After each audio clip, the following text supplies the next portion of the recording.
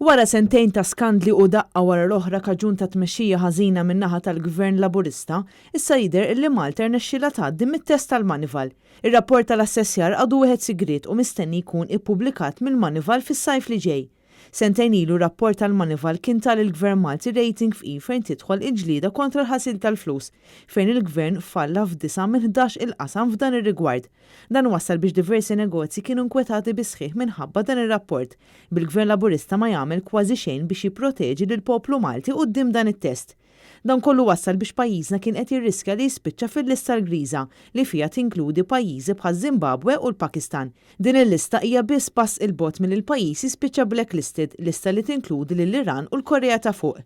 Iżda l-pożizzjoni finali tal-Manival mhix l-aħħar stadju ta' dan l-iskrutinju fil-konfront ta' Malta.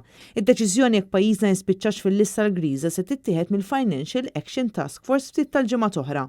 Ta' min wieħed ifakkar li ebda pajjiż tal-Unjoni Ewropea qatt ma spiċċa fil-lista l-griża.